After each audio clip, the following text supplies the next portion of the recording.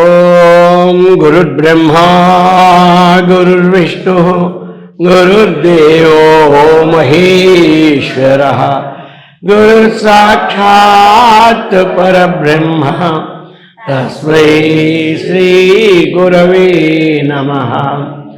ఓం శంకరం శంకరాచార్యం కేశవం బాదరాయణం సూత్రభాష్యకృతౌ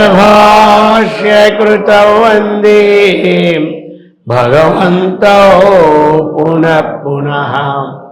ఓం యుక్తాహార విహారాయ వివిక్తస్థలవాసినే మలయాళ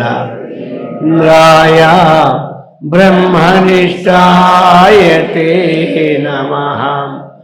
ఓం కృష్ణం కమలపత్రాక్షం పుణ్యశ్రవణకీర్తనం వాసుదేవం జగద్యోనిం నౌమి నారాయణం హరిం. ఓం సర్వమంగళమాంగళ్యే శివే సర్వార్థసాధికే శరణ్యే త్రయంబకే గౌరీ నారాయణి నమోస్తుతే. ఓం సహనావవతు సహనౌ భునక్తు సహ వీర్యం కరవావహై తేజస్వినావధీతమస్తు మా విద్విషావహై. ఓం శాంతి హరి ఓం తత్సత్. ఓం హరే రామ రామ రామ హరే హరే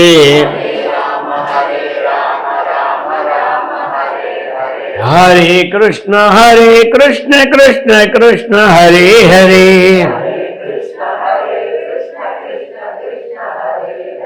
హరే రామ రామ రామ హరే హరే.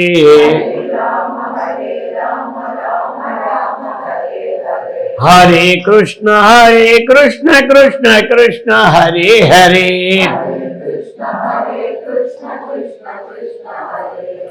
గోపాల కృష్ణ భగవాన్ की, సద్గురు महाराज की, జగదంబ మాతా की. హర పార్వతీపతే హర హర మహాదేవ్. పవిత్రాత్మ స్వరూపులకు ప్రియాత్మ బంధువులారా, శ్రీమద్ శంకరాచార్య విరచిత అపరోక్షానుభూతి 29వ శ్లోకం. స్వదేహే శోభనం సంతం పురుషాఖ్యం చ సమ్మతం కిం మూర్ఖశూన్యమాత్మానం దేహాతీతం కరోషి భోః. స్వదేహే శోభనం సంతం పురుషాఖ్యం చ సమ్మతం కిం మూర్ఖశూన్యమాత్మానం దేహాతీతం కరోషి భోః అంటున్నారు శంకరాచార్యుల వారు. షణ్మత స్థాపనాచార్యాయ నమః. చక్కగా అందరినీ తీసుకున్నారు. ఆ షణ్మతముల కోసమే మనకి పంచాయతానం పెట్టారు. అన్నిటినీ చక్కగా అనాత్మని ఆత్మగా భావించేవారిని, వారి వాదాలన్నీ శాస్త్ర ప్రకారముగా వేదాంత సిద్ధముగా ధృవీకరించి వారే దీనికి ఒప్పుకున్నారు. అర్థమైంది కదా? ఏదో బలవంతం పెట్టి ఒప్పించడం కాదు. నువ్వు ఒప్పుకుంటావా లేకపోతే ఈ పని ఏం చేస్తున్నావు అన్నా అని చెప్పడం కాదు ఆయన. ఆఖరికి మీరందరూ చూసే ఉంటారు శంకరాచార్యుల వారి సినిమా. ఆఖరికి మండన మిశ్రుడే ఆహా అంతా బ్రహ్మమే, అంతా బ్రహ్మమే ఇక నేనే ఓడిపోయానని అంటే అప్పుడు ఆవిడ నాగంది, నువ్వు ఓడిపోతే అలాగా, నీలో సగభాగం నేను, నన్ను కూడా ఓడించాలని ఉంది. కానీ మండల మిశ్రుడు మొట్టమొదట ఒప్పుకోలే. అలాగా ప్రతీదీ ఒప్పించే, ఏదో దౌర్జన్యంగా చేసే పనులేం కావు ఇవి, అర్థం కదా. అందుచేత అందరినీ అలాగనే ఆ యొక్క సంస్కారం ఉంది కాబట్టి అదంతా అది ఈ గ్రంథంలో కూడా అక్కడక్కడ ఉదాహరించారు. శూన్యవాదులు కూడా అసలు ఆత్మే ఏది లేదంటారు, శూన్యమేవ ఆత్మ. అది శూన్యాత్ శూన్యం ఉత్పద్యతే అంటాడు. శూన్యం నుంచి శూన్యం పుడుతుంది అంటాడు. అందుకనే ఇప్పుడు ఈ 1-2 శ్లోకాల్లో శూన్యవాత్మాదుల యొక్క అది ఖండన ప్రకారంగా స్వదేహే శోభనం సంతం పురుషాఖ్యంచ సమ్మతం కిం మూర్ఖ శూన్యమాత్మానం దేహాతీతం కరోషిబో. ఓ అజ్ఞాని, స్వదేహే తన దేహమునందు శోభనం సుఖరూపముగాను పురుషాఖ్యం పురుషాఖ్యం పురుషుడిని పేరు కలిగిన వాడు పరమాత్మ ఇలా ఉంటే దానికి ఏం చెప్తుంది? పురుషాఖ్యం సమ్మతం. సమ్మతం ఎవరు సమ్మతం? శృతి సమ్మతం. అందులయ్యా ఈ దేహంలో ఒక పురుషుడు ఉన్నాడని శృతి చెప్తూ ఉంది. చెబుతూ ఉంటే అది దేహాతీతమైనటువంటి వస్తువుని శూన్యం ఆత్మానం కరోషి. ఏం చెప్తున్నావంటే శూన్యమే ఆత్మ, కానీ ఇంకొక ఆత్మ అక్కడ లేదు అంటున్నావు. మరి ఏ కారణం చేత ఈ విధంగా నువ్వు అంటున్నావు? కారణం ఏమిటి? ఈ శరీరంలో ఒక పురుషుడు ఉన్నాడనే శాస్త్రం చెబుతూ ఉన్నది. మరి అటువంటి శాస్త్రములో మనకి పురుషస్తు అన్యః పురుషస్త్వన్యః మనకు వచ్చిందా? పరమాత్మేతి ఉదాహృత. రోజు 15 అధ్యాయం మనం చదువుతూనే ఉన్నాయి కదా. అందులో ఏమొస్తుంది? పురుషస్త్వన్యః పరమాత్మేత్యుదాహృత. పురుషస్తు అన్యః పరమాత్మ ఇది చెప్పబడుచూ ఉన్నది ఏమంటారు. కాబట్టి పురుషస్తు అన్యః. ఇంకా ఏం చెప్తున్నారు? అయం ఆత్మ బ్రహ్మానికి నిర్దేశం మనకు చేస్తుంది శృతి. శృతి అన్నటువంటిది ఇందులో ఒక ఆత్మ ఉన్నది, ఇది బ్రహ్మమని నిర్దేశిస్తూ ఉన్నది. ఇందులో ఆత్మ లేకుండా నువ్వు శూన్యము అంటున్నావు. శృతి చెప్తూ ఉంది, స్మృతి చెప్తుంది. శృతి అంటే వేదం. అయమాత్మ బ్రహ్మ స్వయమాత్మేతి అని శృతి చెప్తుంది. ఈ భగవద్గీత స్మృతి కూడా చెప్తుంది. ఏమి? పురుషస్త్వన్యః పరమాత్మేత్యుదాహృత అని ఇది చెప్పింది. రెండూ చెప్పినాయి. అందుకే 2 ఉదాహరణలు కూడా మనకి ఇచ్చున్నారు ఇందులో. కాబట్టి అటువంటి శూన్యమనేదేవి కాదు. స్వదేహమునందు సుఖస్వరూపమునందు పురుషుడిని పేరు గలవాడు చక్కగా దేహాతీతము కంటే విలక్షణమైనటువంటి ఆత్మస్వరూపమును నీవు శూన్యమైనదిగా ఎందుకు భావిస్తున్నావు? శూన్యము నుండి శూన్య ఉత్పత్తి కూడా జరగదు. కేవలం శూన్యము నుండి ఎప్పుడూ కూడా జగత్తు ఉత్పత్తి జరిగినదంటే దీనికి ఒక కారణం ఉండాలి. అర్థమైంది కదా. కాబట్టి శూన్యం అనేది చెల్లదు అని ఆ విధంగా అనేకమైన ఖండించారు. ఇందులో మనకేమిటి అంటే సంగ్రహంగా చెబుతూ ఉన్నారన్నమాట. ఆ విధంగా చెప్పి ఇంకోటి కూడా వారికి శ్లోకాన్ని వినిపిస్తూ ఉన్నారు. 30వ శ్లోకం. స్వాత్మానం శృణు మూర్ఖ త్వం శ్రుత్యా యుక్త్యా చ పురుషం దేహాతీతం సదాకారం సుదుర్దర్శం భవాదృశై.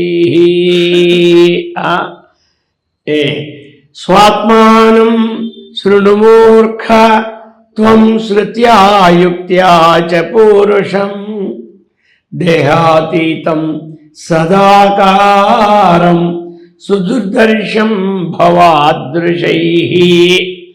ఇక్కడ మూర్ఖ శబ్దం అంటే అజ్ఞాని అని అర్థం. ఏమంటారు? ఇది చాలా పవర్ఫుల్ శబ్దం కదా. ఒక దెబ్బకి కోపం రాని వాడు కూడా కోపం తెప్పించే శబ్దం ఇది. ఓ అజ్ఞాని ఇటు రా అన్నావు అనుకో, వాడికి ఏమీ కష్టపడదు. రే మూర్ఖ రా అన్నాడు, వాడికి నీ వల్ల వాడి కోపం వచ్చేది. అంటే నువ్వు మూర్ఖుడు కాదా అని ఇస్తాడు, నువ్వు అజ్ఞానుడు కాదు అండవు. అందుచేత ఇది శాస్త్రంలో అది శబ్దపాఠ్యం. అందుచేత ఇక్కడ మనకి చెప్తూ ఉన్నారు ఏ సంబోధన, హే అజ్ఞాని త్వం నీవు, ఇంకెలాంటి వారు భవాదృశై, నీవు భవాత్ సదృశ భవాదృశ, భవతః సదృశ భవంతః సదృశ భవాదృశ. అది ఎలాంటిదంటే నీవు నీలాంటి సదృశుడు ఉంటారు లోకంలో.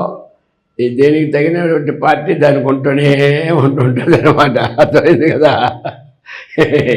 పుణ్య పార్టీ ఉంటుంది, పాప పార్టీ ఉంటుంది, జ్ఞాన పార్టీ ఉంటుంది, అజ్ఞాన పార్టీ ఉంటుంది. పార్టీలకి ఏమి హోదా ఉండదు. అందుకే భవత్ సదృశ. కాబట్టి నీలాంటి నీ పోటీ నీలాంటి నీకు సమానమైనటువంటి వాళ్ళు ఎందుకు అంటే దీన్ని అంటారు, వాళ్ళు శాస్త్రవాక్యమునందు గురువాక్యమునందు వారు విశ్వాసాన్ని ఉంచారు, వారు నమ్మరు. ఏమి వారది నమ్మరు. ఈశ్వరోహమహం భోగి సిద్ధోహం బలవాన్ సుఖీ ఆఢ్యోపి జనవానస్మి కోణ్యోస్తి సదృశో మయా.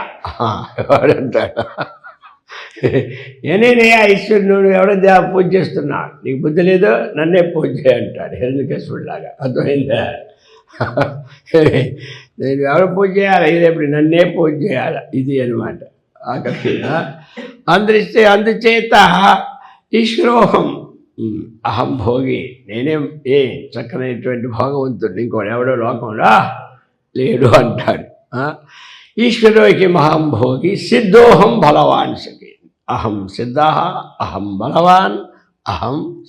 అది కోణ్యోపి సదృశోస్తమయ, నాతో సమానమైన ఎవడో చూపెట్టి ఇక్కడ అంటాడు. అది ఆ విధంగా ఎందుకంటారు వారి శాస్త్రవాక్యమును ఏదైతే తస్మాత్ శాస్త్రం ప్రమాణంతే కార్యకార్య వ్యవస్థితో జ్ఞాత్వా శాస్త్ర విధానోక్తం కర్మకర్తూ ఏమి విహారకసి అన్న వాక్యాన్ని శాస్త్రం సూచించిందో ఆ వాక్యాన్ని వాళ్ళు పాటించడం లేదు. పాటించడం చేత ఉంటున్నారు. పాటించడం బతికి ఎలా ఉంటుంది? శాస్త్ర విధుముసృజ్య వర్తతే కామకారత నా సిద్ధిం వాప్నోతి నా సుఖం నా పరాం గతం. అందుచేత కాబట్టి మీ ఓటి వారల చేత అంటే ఈ ప్రకారముగా శాస్త్రవాక్యమునందు మహాపురుషుల వాక్యముల యందు శ్రద్ధ లేకపోవడం చేత సుదుర్దర్శం, ఇది ఆ రెండింటి యందు శ్రద్ధ లేని చేత సుదుర్దర్శం, ఇది చూడడానికి సాధ్యం కాదు, ఇది చూడడానికి సాధ్యము కాదన్నమాట. అందు చెప్తున్నాడు ఇక్కడ సుదుదర్శనం. ఏమి దర్శనం అంటే చూచుటకు, దుర్దర్శనం అంటే చూడకపోవుటకు, సుదుర్దర్శనం అంటే బాగుగా చూడకపోవుటకు. ఏం చేస్తాం, మాకు ఈవేళ దుర్దినం వెంకటేశ్వర దగ్గరికి వెళ్ళాం కానీ దర్శనం అవ్వలేదు, ఆ జనాన్ని చూసి వాపసు వచ్చామంటారు, అంటే దుర్దర్శనం అంటారు. సూచనకి వీలు కాకపోతే ఇంకా జనం ఎక్కువ ఉంటే సుదుర్దర్శనం అయిపోయింది అంటారు సంస్కృతం. అది మన వల్ల కాదులే, పోతే పోని ఛార్జీలు కానీ ఇంకోసారి పోదామని ఉంటుంటారు. దాన్ని సుదుర్దర్శనం అంటారు. అలాగనే ఇక్కడ కూడా ఎలాంటి సుదుర్దర్శనం అంటే శాస్త్రవాక్యమునందు గురువాక్యమునందు ఆ యొక్క ఆ నమ్మకము విశ్వాసము పాటించడం లేకపోవడం వలన నీకును నీ బోటి వాళ్ళకును అంటున్నారు ఎవరు ఆచార్యుల వారా. నీ ఒక్కడితో అయిపోలేదు, నీ ముఠా బోల్డ్ ఉంటుంది. అందుకనే నీ బోటి వాళ్ళకును ఇంకా ఎలాంటిది దేహాతీతం. ఈ బొట్టుకి నీకు నీ బొట్టుల వరకు దీని సంగతి సూచనకు వీళ్ళు పడడం. ఇంకా ఇది ఎలాంటిది దేహాతీతం. దేహానికి అతీతమైనటువంటిది ఆత్మ. అది దేహాతీతం. ఇంకెలాగా సదాకారం. నువ్వేమైనా శూన్యం అంటున్నావా? అది శూన్యం కాదు, సత్తు అనమాట. ఇది ఉన్నటువంటిది, అది శూన్యమో కానే కాదు, అది సద్రూపం. ఇంకా అది ఎలాంటిది అంటే ఇక్కడ స్వాత్మానం. అది తన ఆత్మస్వరూపమే, ఇంక వేరే కాదు ఆ లోపల ఉన్నటువంటి. అది ఎలాగంటే శృతి చేత చెప్పబడుతుంది, యుక్తి చేత కూడా చెప్పబడుతుంది. వేదం ఎక్కడికక్కడ చెప్పేస్తూనే ఉన్నది. శృతి ఏం చెప్తుంది? అది సమస్తము బ్రహ్మస్వరూపమే ఒకటి చెప్తోంది.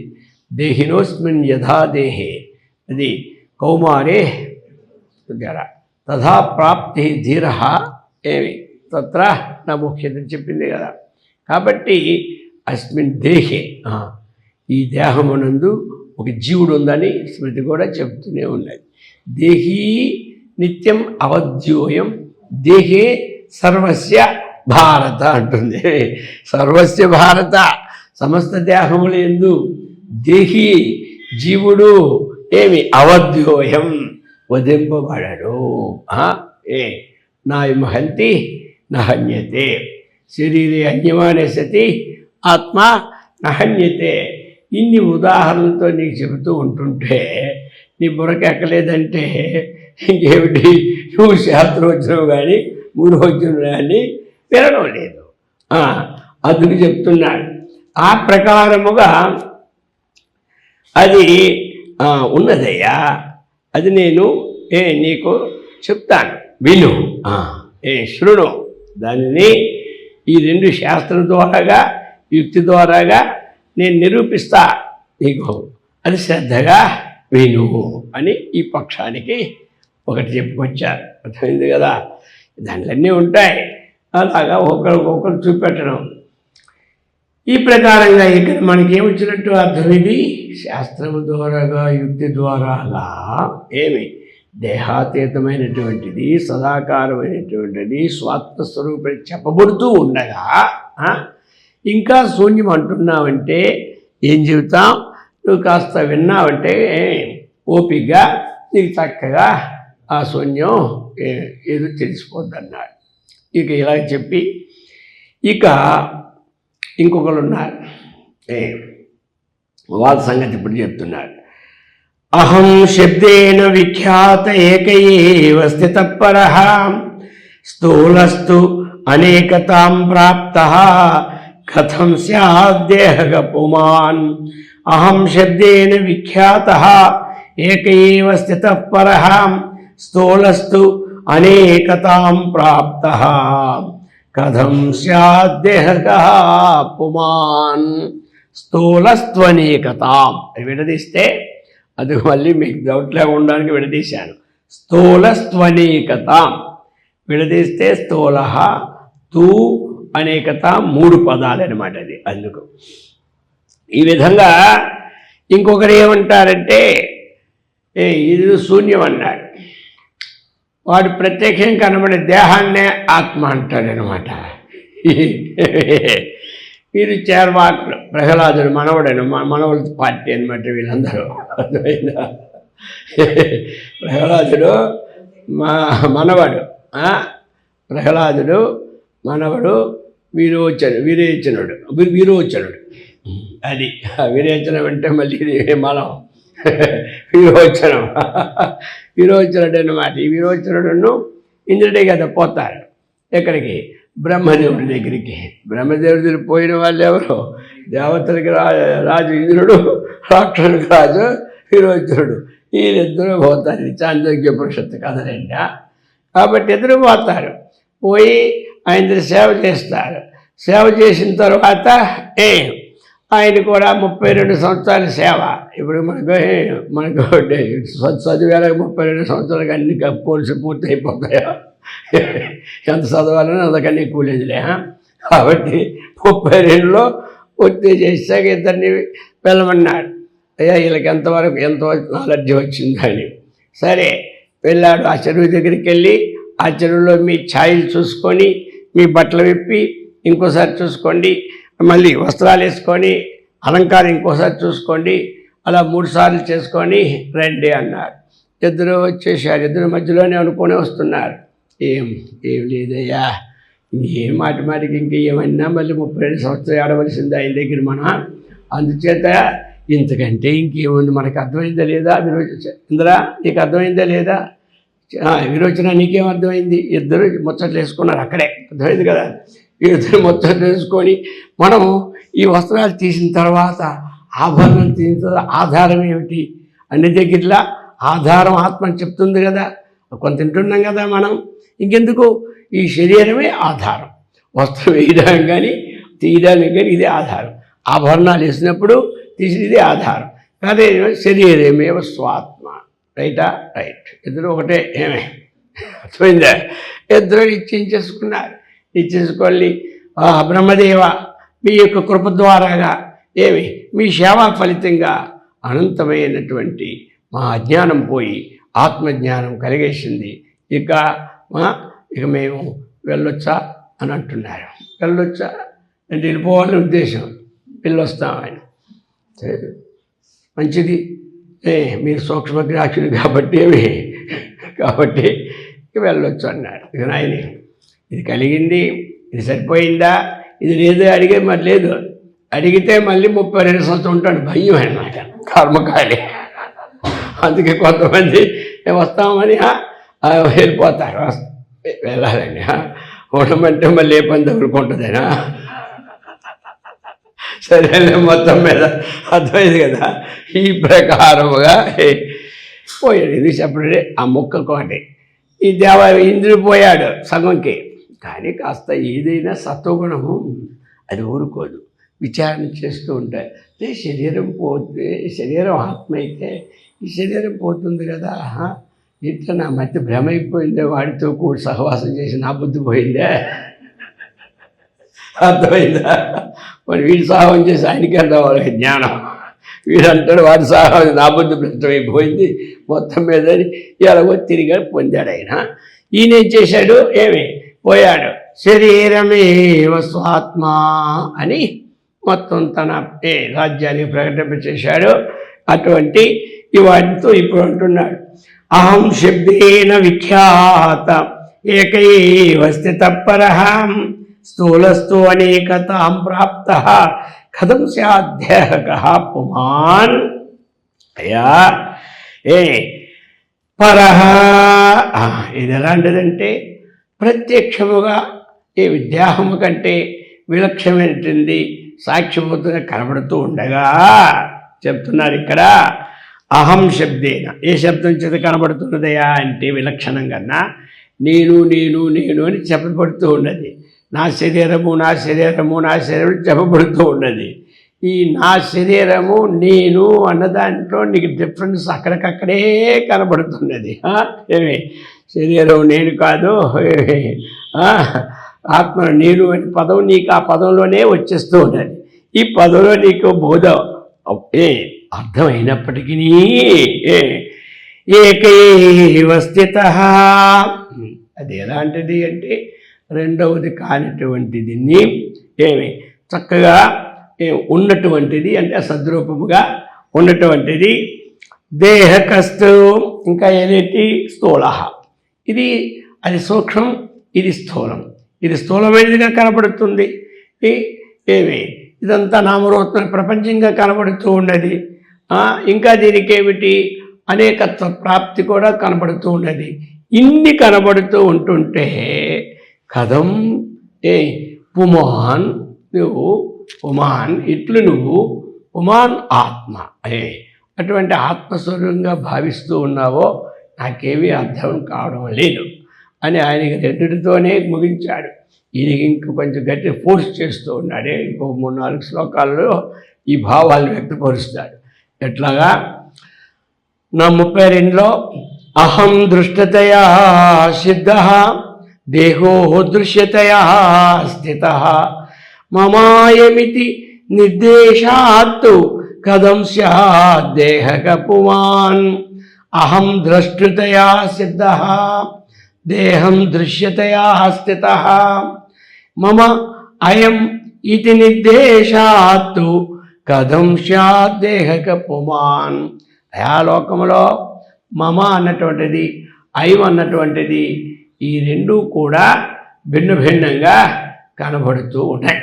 ఈ రెండు భిన్న భిన్న. అయం అంటే ఏమిటి? ఎదురుగా ఉన్నటువంటిది అయమాత్మ. అలాగా అయం వస్తువు ఏదైనా సరే. మమ అంటే నాకు సంబంధమైనది. అయమాత్మ తీసుకుంటే ఆ బ్రహ్మమని, లేకపోతే అయం దేహ తీసుకుంటే దేహమని, అలాగనే మమ ఈ దేహానికి సంబంధమైనదని. ఈ విధంగా 2 విధాలుగా చెప్తున్నారు, కనపడుతూ ఉన్నది. ఎట్లా? అహం దృష్టతయా, ఇక్కడ 2 పదార్థాలు. ఇది అహం దృక్స్వరూపమని ద్రష్టాస్వరూపమని సిద్ధమైపోయింది. అహం అనేది అది ద్రష్ట సిద్ధం. అది ఆ ద్రష్ట అన్నటువంటి కర్తృత్వం అకర్తృత్వం తర్వాత అర్థమైంది కదా. ఇక్కడ ఏమిటంటే ద్రష్ట స్వరూపంలో సిద్ధమైపోయింది. ఇక దేహం అంటావా దృశ్యములో సిద్ధమైంది. దేహం అనేది ఏంటి? దృశ్యం. ఎందుకు దృశ్యము? అది కనబడుతుంది కాబట్టి దృశ్యం. అర్థమైందా? ఏది కనబడితే దాన్ని ఏమంటారు? దృశ్యం అంటారు. ఏది కనబడకపోతే దాన్ని అదృశ్యం. అదృశ్యం ఏమి? ద్రష్టు. అది కంటికి కనబడేది కాదు కదా. అంతఃకరణ భావాలతో బయట వ్యక్తమైనటువంటిదే కానీ కంటికి కనబడేది కాదు. అందుచేత ద్రష్ట దృశ్య సంయోగో ఏకైవ అస్మిత అని మనకి పతంజలి యోగ సూత్రంలో కూడా మనం చెప్పుకున్నాం. ద్రష్టృ దృశ్య సంయోగ ఏవ ఏక ఆత్మగా అస్మి అని అనుకున్నాం.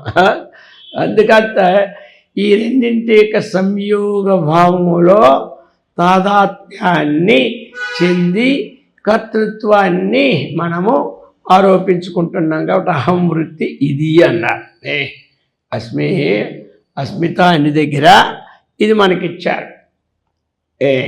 అస్మిత అన్నట్టు వచ్చింది కదా, అందులో మనకు వచ్చినటువంటిది అస్మిత.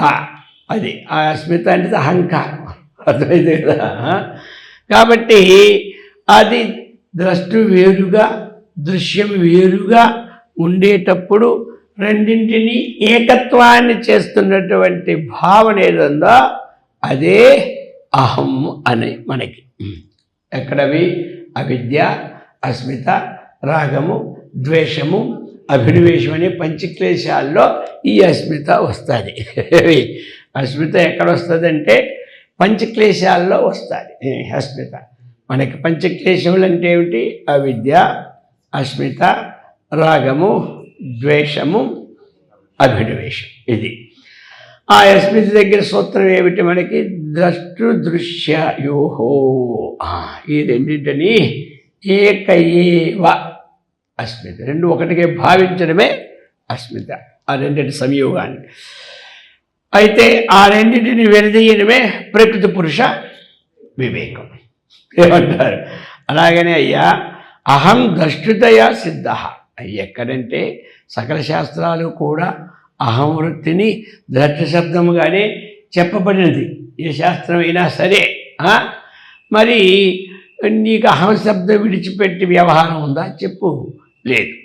అహం శబ్దం విడిచి నువ్వు లోకంలో వ్యవహారము చేయడం లేదు.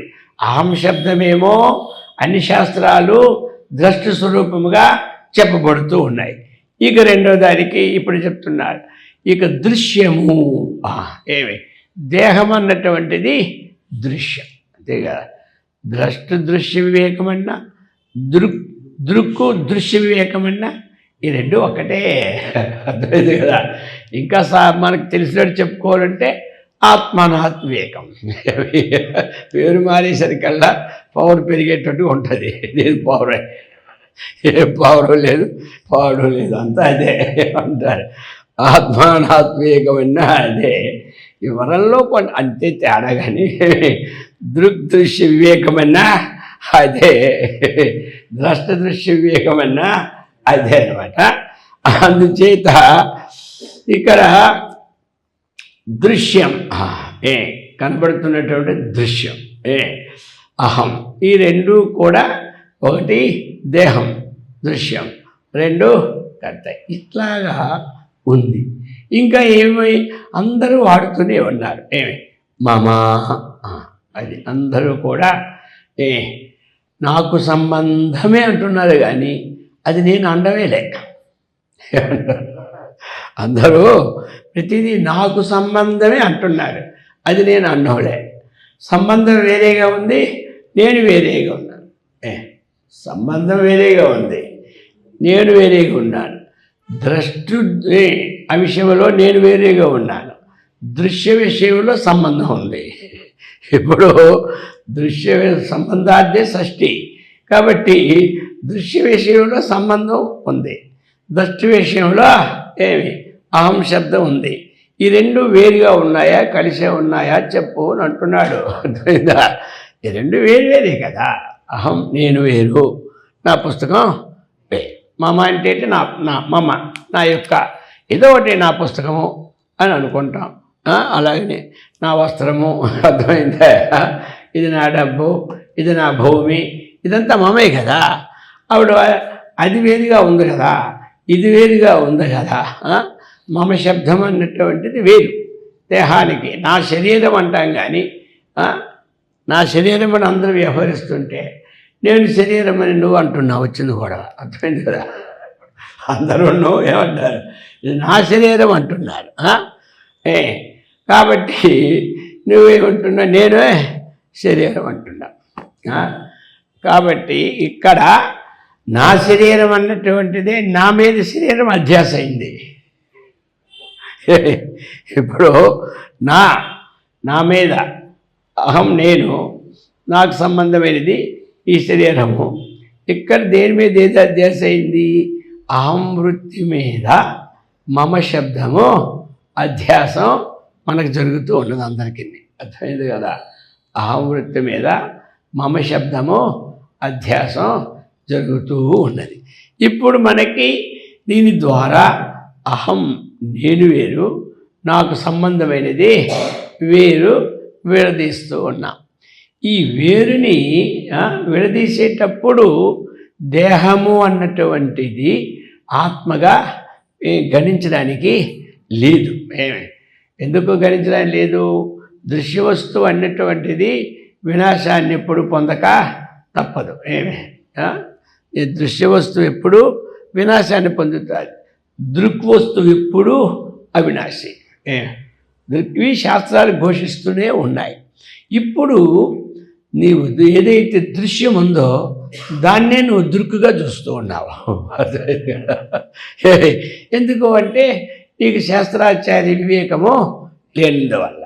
ఆ శాస్త్రాచార్య వివేకం ఉన్నప్పుడు నువ్వు దృక్కునుగా చూస్తావు, దృశ్యాన్నిగా చూస్తున్నావు. ఇప్పుడు నువ్వు దృశ్యాన్ని దృక్కుగా భావిస్తున్నావు. అర్థమైందా? దృక్కుకి జరామరణములు లేవు, దృశ్యానికి జరామరణములు ఉన్నాయి.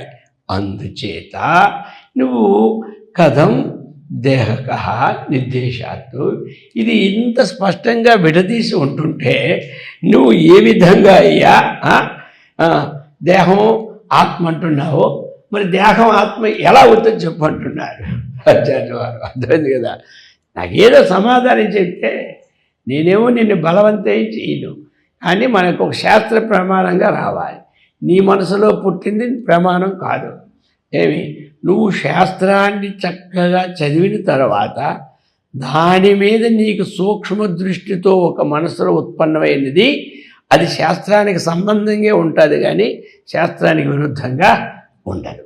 ఎవరు శాస్త్రాన్ని బాగా అన్వేషిస్తూ ఉన్నారో ఏమి చక్కగా దాన్ని ఆచరణ చేస్తూ ఉన్నారో వారికి శాస్త్రములు అంతవరకు చదువుకోకుండా ఉన్న విషయము అర్థమైందే, వారికి ఏదైనా ఉదయించవచ్చు. ఆ ఉదయించిన వస్తువు ఇది శాస్త్రానికి భిన్నమైన వస్తువు రాదు. శాస్త్రానికి భిన్నమైన వస్తువు వచ్చినప్పుడు సందేహం, అది ఆ సందేహం అడిగి అది నివారణ చేసుకోవచ్చు. అట్లా నివారణ చేసుకున్నప్పుడు దానికి పోతూ ఉన్నది. రమణ మహర్షుల వారు ఉపన్యాసం చెబుతూ ఉంటుంటే ఇది వినే పండితులు ఉన్నారు కదా, ఈ పండితులన్నీ చదువుకునేవారు ఈ బ్రహ్మసూత్రాలన్నీ.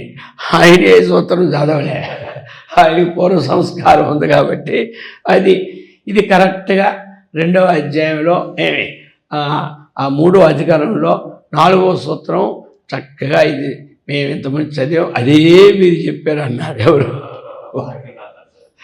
అలానా అని అన్నారు. అయితే అంతమంది చదివి ఉన్నారా అన్నారు. అందుచేత మరి ఇప్పుడు వారి స్థితిలో వారు ఉండేటప్పుడు వారికి ఆ పూర్వవాసన బలం చేత ఆ సూత్ర వృత్తి వచ్చింది. అది నువ్వు ఏ స్థితిలో ఉండి ఈ శరీరము ఆత్మ అంటున్నావు అడుగుతున్నాడు. అర్థమైందా? నువ్వు ఏ స్థితిలో ఉన్నావు ఆత్మ అనడానికి? నువ్వు ఏ సాధనలో చూసి అంటున్నావు. అందుచేత శరీరము ఆత్మ ఏమి కాదు. ఈ ప్రకారముగా చెప్తూ ఉన్నారనమాట. దేహం పుమాన్ కథం స్యాత్, ఎట్లో ఆత్మస్వరూపము కాగలదు. చెప్పు, నువ్వు చెప్తే నేను వింటాను, నీ మాట నేనేను కాదని. అర్థమైందా? నీకే సమాధానం దొరకకపోతే నా మాట విను. ఏమంటా నీకు సమాధానం దొరికినంత నువ్వు చెప్తూనే ఉంటుండా. ఎందుకంటే బ్రహ్మాస్త్రం మన దగ్గర ఉంది. ఎన్ని సమాధానాలకైనా ఈ అస్త్రం ఛేదించి పారేస్తుంది. మామూలు అస్త్రాలన్నీ ఇప్పుడు సినిమా చూస్తుంటారు కదా, మరి బ్రహ్మాస్త్రం వస్తుంది, ఈ అస్త్రాలన్నీ టాప్ అనేది ఫైల్ అయిపోతుంటాయి అన్నమాట. ఆ ప్రకారముగా అది యుక్తి శృతి ఉండాలి, ఏదోలాగా ఉండకూడదు. ఇంకా ఇప్పుడు 33వ శ్లోకంలో చెప్తున్నారు.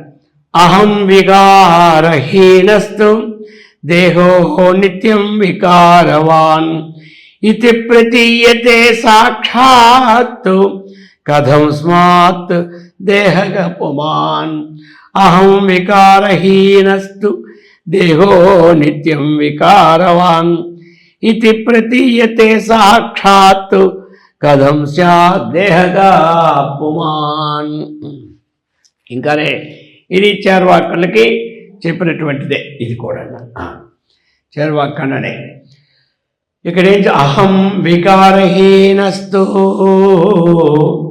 నా ఏమే. కాబట్టి ఏదైతే అహం పదార్థం ఉందో అది వికారహీన.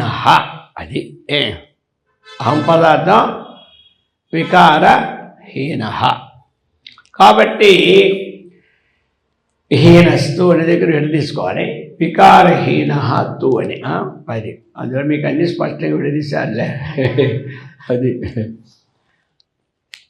అహం వికారహీన. అహం అన్నటువంటిది ఏమిటి?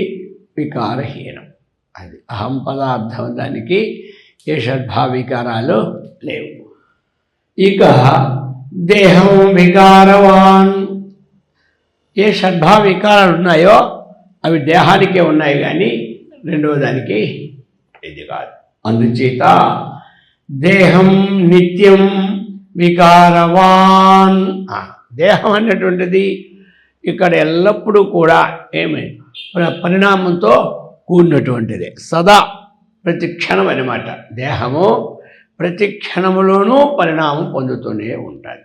ప్రతి క్షణము అది క్షణ పరిణామము కలుగుతున్న మనకు తెలియదు. క్షణ పరిణామం అది బాగా పరిణామం అయినప్పుడే మనకు తెలుస్తుంది. కానీ ఆ బాగా పరిణామానికి ఏదో ముందు నుంచి ప్రతి క్షణంలోనూ మారుతూనే ఉంటుంది.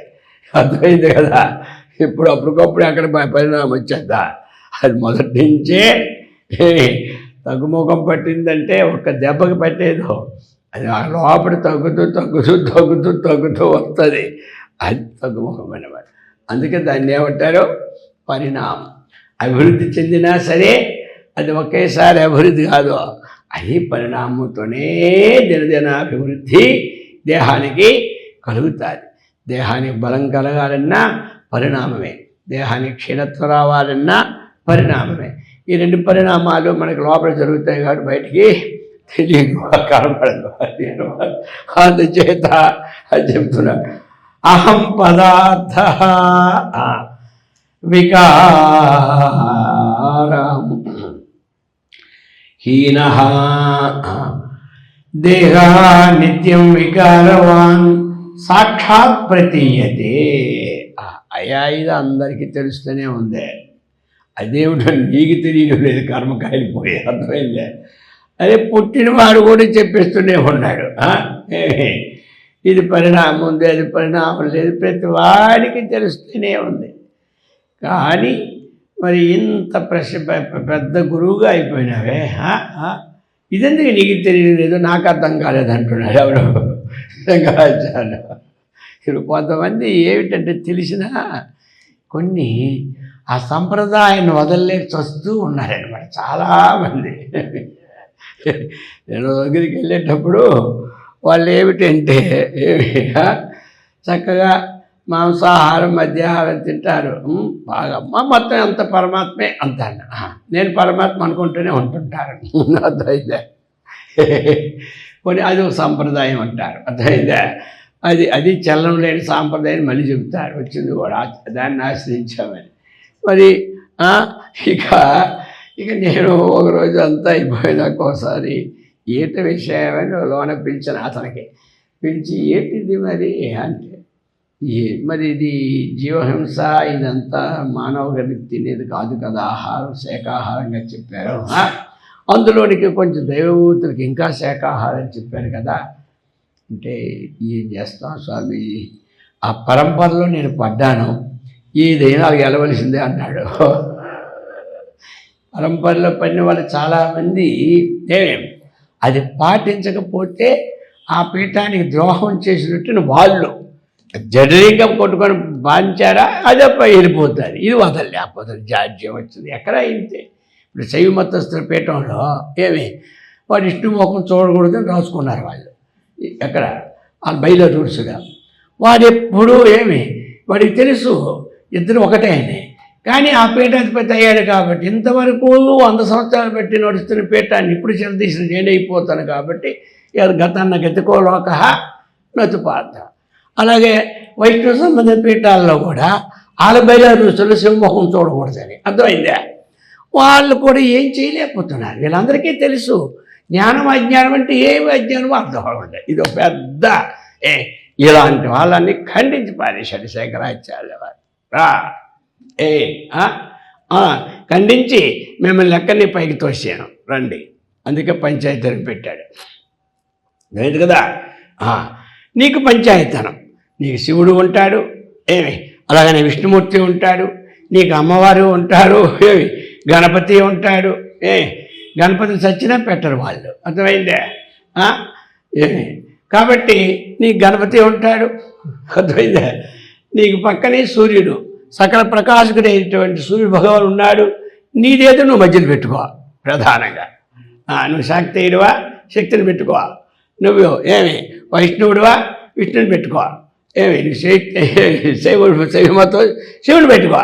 మొత్తం మీద పరమత ద్వేషణ చేయకు. అర్థమైంది కదా. నువ్వు ద్వేషించి ఏం లాభం, ఉన్నది తెలుసుకో. అందులో ఉన్నది ఒక్కటే. నీలోనేమైనా రక్తం కాకుండా ఇలా కోస్తే అమృతం కారుతుందా చెప్పు. నువ్వు నీలో ఇలా కోస్తే అమృతం కారితే సచ్చిన నీ మతాన్ని పాటించాల, ఇంకో మతానికి వెళ్ళడం మంచి. ఎందుకంటే ఈ అమృతం. అర్థమైందా. వాళ్ళలో ఏమైనా విషం కోస్తే విషం వస్తుందా, తచ్చన విష ఇద్దరికి వచ్చేది రక్తమే. ఈ ఇద్దరికి ఒకరే ఆపరేషన్ చేస్తారు. శైవ మతస్థులకి శివుడి సంబంధం వల్ల ఆపరేషన్ చేయాలని లేదు, విష్ణు మతస్థులకి వాళ్ళ డాక్టర్లే ఉండాలని ఉందా? మరి అప్పుడు నీది ఎక్కడ పోయింది నీ శైవ విష్ణు? సత్య పరిస్థితుల్లో ఎవడైనా పర్లేదని పోతున్నావా లేదా అని. అందుచేత వివేకం ఉండాలి. అయింది కదా. వీళ్ళకి వేరే మందులు ఉన్నాయా ఎక్కడైనా? ఈ మందులు విష్ణు మతస్థుల వారికి రాసి పెట్టి ఉన్నారండి ఎక్కడైనా? నాకు మాత్రం కనబడలేదు. ఏమన్నా డాక్టర్ గారు మీకే తెలియాలి ఏమంటారు. కాబట్టి అలాగే ఏదో భగవంతుడు పెడితే ఏమయ్యా బాగుంటుంది. రోగం వస్తే అందరికీ అదే మందు, ఉక్క పెడితే అందరికీ అదే వేసి, అర్థమైందా? దాహం వేస్తే అందరికీ అదే వాటర్ కదా, కొంచెం ఫిల్టర్ వాటర్ డబ్బా బాగా ఫిల్టర్ అంతే తేడా. కానీ వాటర్ అదే కదా, గాలి అదే కదా, నీరు అదే కదా. ఇది ఎక్కడి నుంచి వచ్చింది ఈ భేదం? ఇది తెలుసుకోవాలి. అది అన్నమాట. ఏమిటి అంటే మత జాడ్యం అంతకని ఎక్కువేమీ లేదు. అర్థమైందా? అందుచేత ఉండొచ్చు, కానీ ఇతర మతాన్ని ద్వేషించుకుంటూ ఉండాలి. అది అన్నమాట. చేసుకోండి, వద్దాలే, ఎవరు వాళ్ళు చేసుకోండి. నాది గొప్ప నీది తక్కువ అది లేకుండా ఉండాలి. అటువంటి లేకుండా ఉండే సమత్వానికే వారు చేసిన కృషి అమోఘం అన్నమాట.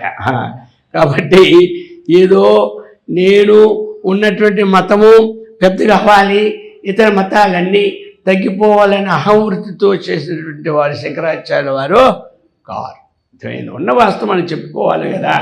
అని అన్నింటినీ శివుడు వర్ణన, అలాగే దేవి వర్ణన, ఈశ్వరుడు వర్ణన, ఎన్ని రకాల వర్ణనలు ఎవరైనా చేస్తారండి. ఇప్పుడు మామూలు చేయగలడా? దమ్మే ఉండదు వాడికి చేయడానికి. అర్థమైంది కదా. అందుచేత ఈ ప్రకారంగా చెప్తున్నారు. అయ్యా మరి ఏ విధంగా నీవు అనుకుంటున్నావో ఈ దేహం ఆత్మని నాకేమీ అర్థమో కావడం లేదు. అలా చెప్పి ఇప్పుడు 34వ శ్లోకంలో చెప్పబోతున్నారు. యస్మాత్ పరమితి శృత్యా తయా పురుష లక్షణం విడిర్ణీతం విమూఢేన కథం స్యాద్దేహక పుమాన్. యస్మాత్ పరమితి శృత్యా తయా పురుష లక్షణం వినిర్ణీతం విమూఢేన కథం స్యాద్దేహక పుమాన్. ఇది ఆ చర్వాకులకి ఈ విధంగా తెలుసుకోవయ్యా అని చెప్తున్నారు. నువ్వు తెలుసుకునేది సరిగా లేదని చెప్తున్నారు. యస్మాత్ పరమితి శృత్యా, శృతి చెప్తూ ఉన్నదండి. తైత్రీయ శృతి కిందని పైకు ఉదాహరణ శ్లోకం కూడా ఇస్తున్నారు. ఆ శ్లోకం ఇవన్నీ కూడా ఆ తాత్పర్యానికి మహర్షి మలయాళ స్వాముల వారు ఆ శృతికి సంబంధించి అక్కడ రాసి పెట్టారు. శ్లోకము దాని భావము అది తాత్పర్యం పెట్టి ఆ తాత్పర్యంలో ఈ శృతి ఎక్కడి నుంచి ఉదాహరణ కూడా చేశారు రాసినప్పుడు గ్రంథం. అది ఎక్కడ? తైత్రీయ సంహితలో యస్మాత్ పరం నా పరమస్తి కించిత్ యస్మాన్నీయో నజ్యాయోస్తి కశ్చిత్ వృక్ష ఇవ స్తబ్దో దివి తిష్టత్యేకస్తేనేదం పూర్ణం పురుషేణ సర్వం అన్నారు. ఇక మొత్తం చెప్పి మొత్తం సర్వం ఇదం సర్వం పురుషేణ పూర్ణం అని చెప్తూ ఉన్నారు కదయ్యా అయ్యా అని సంబోధించి చెప్తున్నారు. ఈ ప్రకారం దయా యస్మాత్ పరిమితి శృత్యా, యస్మాత్ పరమితి శృత్యా, యస్మాత్ పరం అది ఇందులో పరి అనేది తప్పబడింది ఇక్కడ ఇంద. కాబట్టి ఆ పర అనేది శ్రేష్టం. మీకు ఎక్కడ తప్పంటే ఏదైనా ఆ పరి అనేది ఒక పదానికి అక్కడ అర్థం ఇచ్చారు కదా. తయా యస్మాత్ పరమితి శృత్యా అనే దగ్గర కిందని ఈ ప్రతిపదార్థాన్ని భావం రాసిన దగ్గర పరి అని పడింది కదా. ఆ రేని రాజే అది యస్మాత్ పరమితి. ఈ ప్రకారంగా అంటే శ్లోకము అలాగే పదవీ భాగము అలాగే ప్రతిపదార్థంలో అనమాట. మీకు తయా యస్మాత్ పరమితి శృత్య అని ఉండాలి. అక్కడ పరిమితి దొరికి ఉంటుంది. దొరకకపోతే మరి చెప్దా. కాబట్టి ఇప్పుడు మనకి ఏమి యస్మాత్ పరం నా అపరం అస్తి కించిత్ శృతి చెప్తోంది. అక్కడంతా ఉదాహరించారనమాట ఎవరు శంకరాచార్యుల వారు. ఈ శృతి యస్మాత్ పరమితి అని ఆ శృతిని విడదీశారు కిందన వెళ్ళ. ఆ శృతి ఎక్కడ ఉన్నది? యస్మాత్ పరం నా అపరమస్తి, దేనికంటే ఉత్కృష్టమైనది లేదు, నికృష్టమైనది లేదు. ఇది అనమాట అపరం. ఏమి కించిత్ ఉత్కృష్టమైనది లేదు, నికృష్టమైనది లేదు. ఇంకా యస్మాత్ అనియో నజ్యాయోస్తి, దేనికంటే సూక్ష్మమైనది లేదు, దేనికంటే అధికమైనదో లేదు. కశ్చిత్ వృక్షైవ స్తబ్దోదితి దివి తిష్టత్యేకస్తేనేదం. మహావృక్షం వల్లే ఏమిటి అది ఎలాగా? సరే, ఆ వృక్షము ఆకులను వదిలిస్తే మరొకటి ఎలా ఉంటుంది తెలుసా? స్తబ్దంగా ఉంటుంది అనమాట. అర్థమైందా? దానికి ఏ కదలిక ఉండదు. అటువంటి కదలిక ఉంటే వికారం, కదలిక లేకపోతే నిర్వికారం. ఇప్పుడు అందుకనే దానికి కట్టినటువంటి కింద చెప్పడానికి కారణం అలా వృక్షం తెలుస్తుంది కదా, అది కదలదు. ఇక్కడి నుంచి అక్కడికి వెళ్ళదు, అక్కడి నుంచి ఇక్కడికి రాదు. అందులో స్తబ్దమని ఉంటారు. ఎవరైనా మళ్ళీ ఆకులు కదులుతున్నాయి కానీ ఆకులు కొట్టేసి ఆ మొరడు చూడండి చెప్పాలన్నమాట. అక్కడ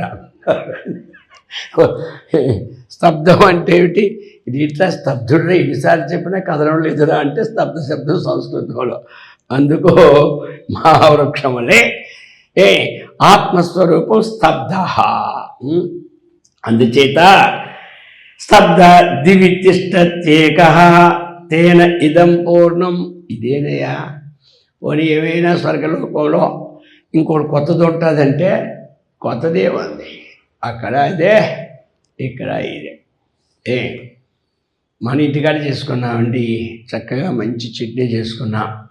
ఏదో టైం లేక చేసుకోం, కానీ టైం ఉంటే చేసుకోబెట్టి మనం చక్కగా ఇంటికాడ టైం లేక ఒక్కొక్క చట్నీతో వడ్డీకి పెట్టుకుంటాం.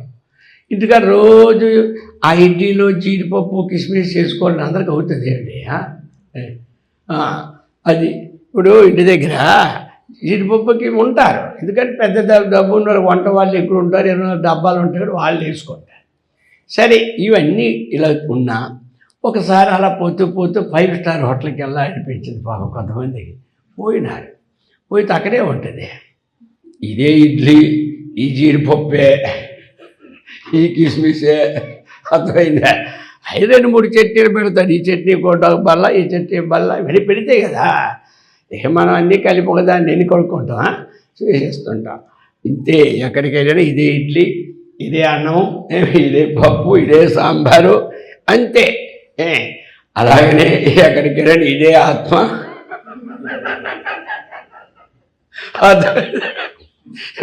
5 స్టార్ హోటల్కి వెళ్ళినా అదే. అలాగనే అక్కడ ఏమైనా వజ్రాలతో కరిగించి చేస్తే అనుకోవడానికి, వజ్రాలతో వజ్రం నోటి కలిగితే గోయిందా.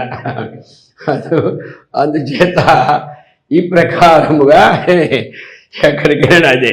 తేన పూర్ణం పురుషేణ సర్వం. అదే ఎక్కడయా పరమాత్మ అంతటా నిండబడి ఉన్నదని అది చక్కగా చెబుతూ ఉంది, చక్కగా చెబుతూ ఉంది.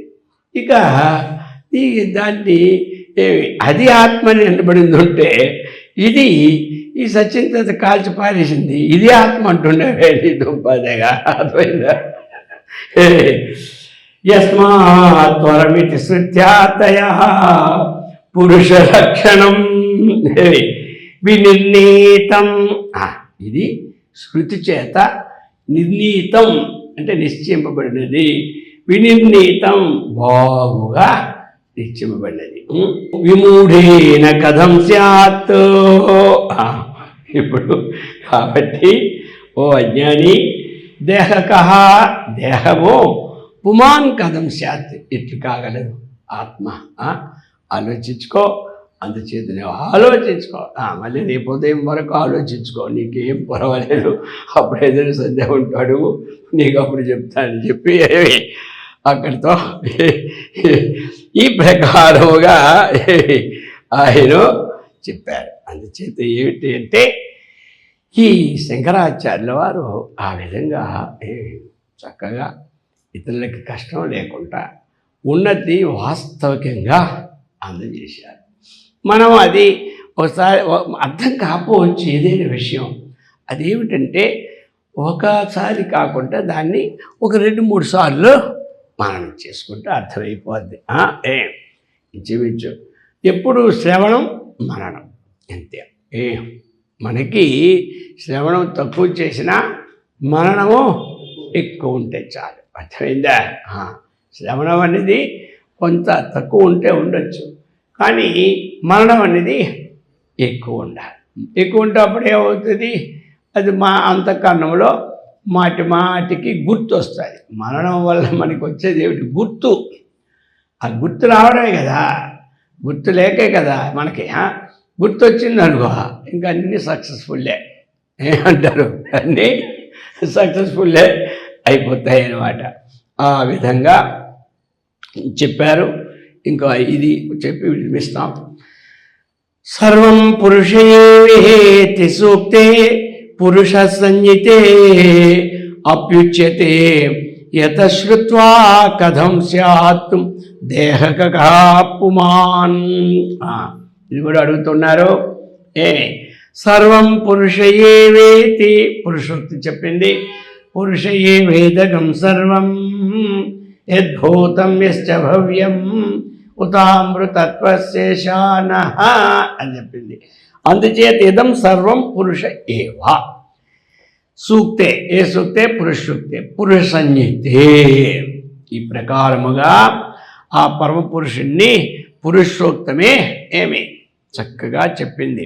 అది పురుషోక్తం అంటే శృతే కానీ వేరే కాదు. అటువంటి అప్యుచ్యతే యత శృత్యా కథం స్యాత్ దేహక పుమాన్. అటువంటి వేదము చేత అది పురుషోక్తమే, సర్వం పురుషమయమని చెప్తూ ఉండేటప్పుడు ఈ శరీరము కంటే ఆత్మ విలక్షణంగా ఉన్నదని చెప్పినప్పుడు మరి నీవు దేహాన్ని ఏమి ఆత్మ అని ఏ విధంగా అంటున్నావు అన్నటువంటి విషయాన్ని చెప్పారు. ఈ విధంగానే ఆయనకి సందేహం తీరిందాకా అడుగుతాడు.